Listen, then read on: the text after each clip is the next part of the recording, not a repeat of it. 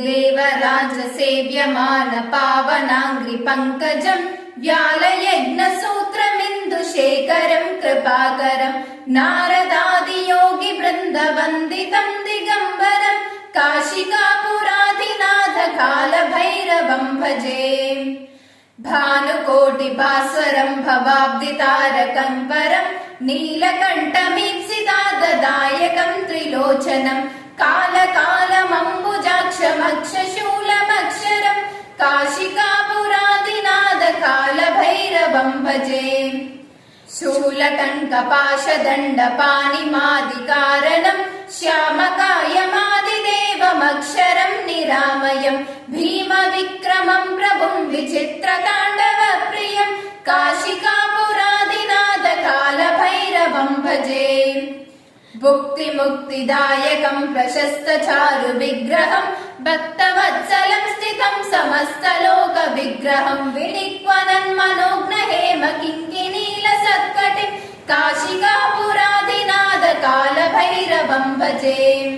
धर्मसेतुपालकम् त्वधर्ममार्गनाशकम् कर्मपाशमोचकम् सुशर्मदायकम् विभुम् स्वर्णवर्णशेषपाशशोभिताङ्गमण्डलम् काशिकापुराधिनाथ कालभैरवम् भजे।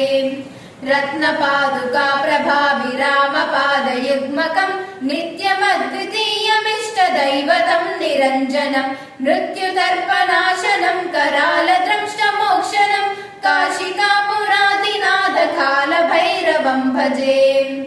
अट्टहास भिन्न पद्मचाण्डकोश सन्ततिम् दृष्टिपातनष्टपापजालमुग्रशासनम् अष्टसिद्धिदायकम् कपालमालिकाधरम् काशिकापुराधिनाथ कालभैरवम् भजे।